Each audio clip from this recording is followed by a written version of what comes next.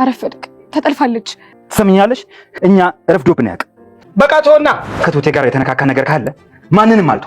እሺ ፍላጎቴ ይሄን ቤት ማሸጥ፣ እዛ ገንዘብ መውሰድ። መቼም ቢሆን አይሳካልህም። እዚህ ጋር ስትንደፋደፍ እዛ ጋር ደግሞ ትያመልጥች። እኔ ግን አሳፍርሻለሁ። ይሄን ቤት አግኝቼ ታዲያ እኔ ምን ልርዳህ? ምንም ነገር ልትረጂኝ የምችል ነገር የለም። በአንተ ምክንያት ስለሚበላሹ ነገሮችና ስለሚጠፉ ነፍሶች ኃላፊነቱን ትወስዳለህ። በክብር ልቀቀኝ፣ በክብር ሌላ ነገር ሳይከተል። አገባሻለሁ። 8 ልጅ በላይ ትወልጅልኛለሽ። እውነትም ረጅም ጅል ነው የሚባለው እውነት ነው። ደም ከመፋሰስ ወይ ብትመልሳት ዘራፍ ወንዶ እና ታዲያ እኔ ነኝ ፈርቼ የምመለስ? እመነኝ ልጅ፣ ይሄ ልጅ ከፈሱ የተጣላ ነው። ማንንም ነው የማይሰማው። እስኪ እሱ ወንድ ይሁንና የፎከረውን ሲያደርግ እናያለን። ሳትችል ብዙ ነገር አድርጋለች። የሚያስቃችሁ ነገር ግን ምንም አያስቅም። ይሄንን ልብ ይዘን የጠለፍከኝ የሚለበስ ነገር ስጠኛው። ሴትና አህያ ብርድና ዝናብ አይፈሩም። አህያውን ተቆንከነ ሴት ልጅ ከከበደችው ወንዱ ልጅ ምን ልታደርገው ነው? እሱንማ ካፈር ነው የምደባልቀው። ይሄ ሰው ከባድ ነው። በሽምግልና እኔ እሷን ልምረጥ፣ አንተም ቀድመህ ተዘጋጅተህ ከዚህ ይዘህ እንግዲህ ተወጣው። እኔ ይሄን ነገር ነው የመጣሁት። ተመስገን እንግዲህ ማያ ደውላ ትሁት ልትጠለፍ ስለሆነ ድረስ ስላለችው ሲበር ደረሰ። ነገር ግን ትሁት ከተጠለፈች በኋላ ማያን መጥቶ ሲጠይቅ ዘገየህ ተጠልፋለች ሲለው እኔ መቼም ቢሆን ዘግይቼ አላቅም ብሎ አባቷ ጋር ሄደ። ይኸውልዎት እኔ ጠብ አልፈልግም፣ ነገር ግን ትሁቴን ካላስረከቡኝ ልጁን ብቻ ሳይሆን ዘረ ማዘኑን ነው ማጠፋው ብሎ ፎከረ። ተመስገን ጉድ ነው። አባትየው እንደዚህ ይሆናል ብሎ ያሰቡ አይመስልም። ይህ ጭንቀት ግን ከዚህ ብቻ እየቀረ አይደለም። አባባም ወይዘሮ ምረትም ተጨንቀዋል።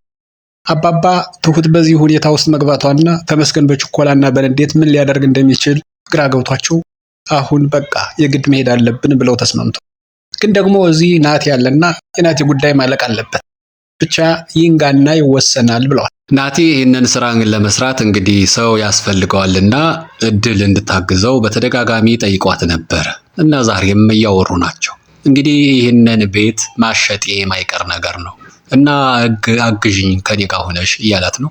እሷ ደግሞ እንዴት ነው ይህንን ቤት የምታገኘው እያለች አወጣጣችሁ። ያው ማታ ማታ የሚያስፈራራው እሱ እንደሆነ ያወቀችና ተመስገን የነገራት መስሎት በራሱ አፍ ተናገረ።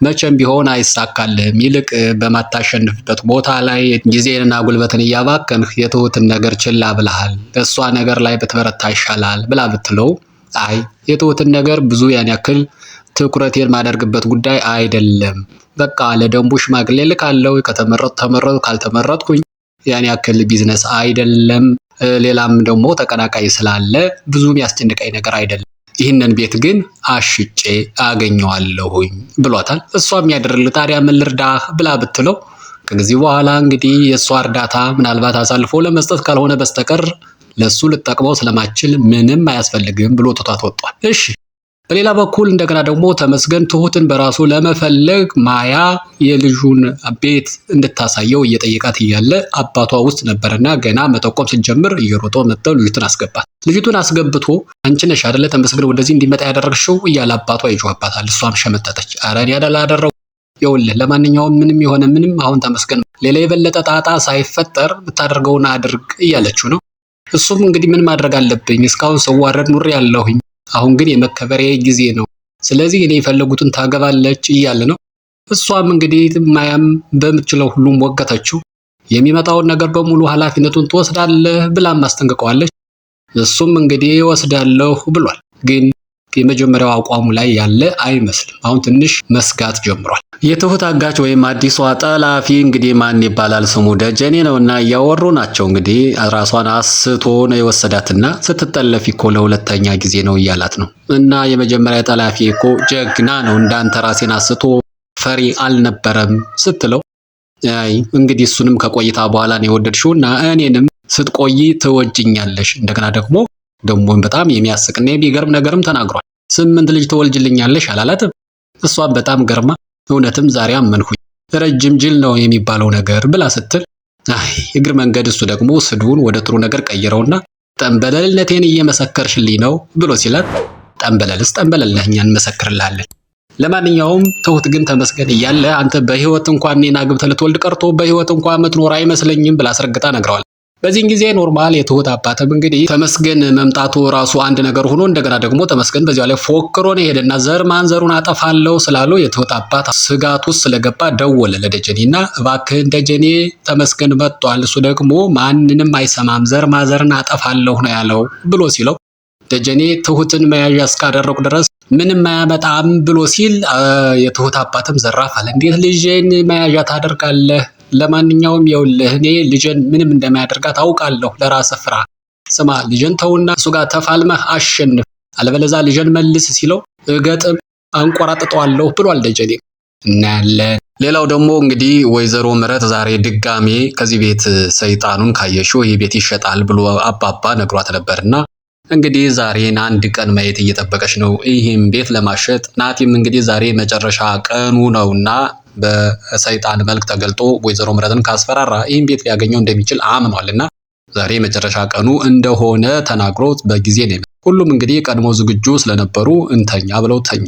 እንግዲህ ናቲም ምንም አልተፈጠረም ማንም አልነቃም በሚል እሳቤ ይመስላል ሰዓቱ ሲደርስ ልብሱን ለባብሶ ማስኩን አድርጎ ዞር ዞር ያለ ሲፈልግ ቀድመው ቦታ ይዘው ስለነበረ እና አባባ ሳሎን ቁጭ ብለው ጠበቁት።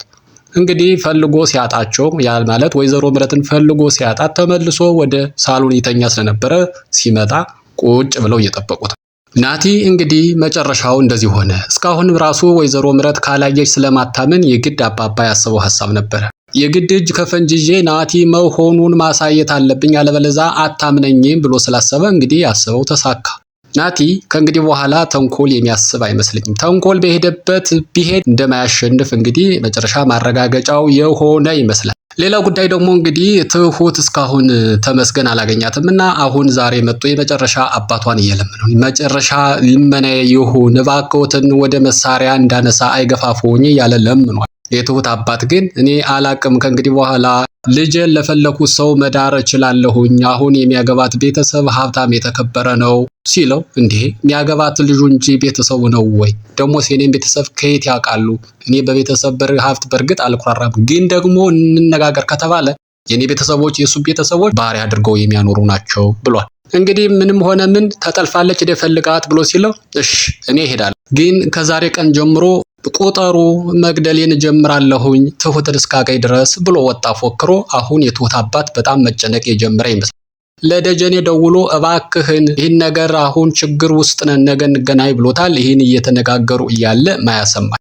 ማያ እንግዲህ ሊገናኙበት ያለን ቦታ እንዲሁም መገናኛ ሰዓቱን ሁሉንም ነግራ እንግዲህ ለተመስገን አስረድተዋለች። ግን ትሁት በእነሱ እጅ ስላለች ምንም ነገር እንዳያደርግ ጥንቃቄ እንዲያደርግ አስጠንቅቃው እንግዲህ ሁሉንም ነገር መረጃ ማያ ለተመስገን ስለነገረችው ተመስገንም አመስግኖ አሁን የትሁት አባትና ደጀኔ ወደ ተቀጣጠሩበት ቦታ ሰዓቱ ሲደርስ መሄድ ብቻ ነው የሚቀረው። አሁን ቀደም ብሎ የትሁት አባትና ደጀኔ በተቀጣጠሩበት ቦታ ተገናኙና እንግዲህ ስለሚሆነው እባክህን አሁን ትሁትን መልሳትና በኋላ ሽማግሌ ላክ፣ ሽማግሌዎቹን ያንተዎችን እቀበላለሁ ብሎ ቢያግባባውም ደጀኔ አይሆንም ተመስገን እንደሆነ አፈር ከድሜ ያበለዋለሁ ብሎ የመጨረሻ ቃሉን ሲሰጥ እሺ እንደ አባትነቴ ማድረግ ያለብኝን አድርጌያለሁ ከዚህ ያለፈ የራሱ ጉዳይ ብሎ ዘወር እንዳለ ፊት ለፊቱ ተመስገን መጥቶ ጉብ አለ። ተፋጠዋል። ምን ይፈጠር ይሆን?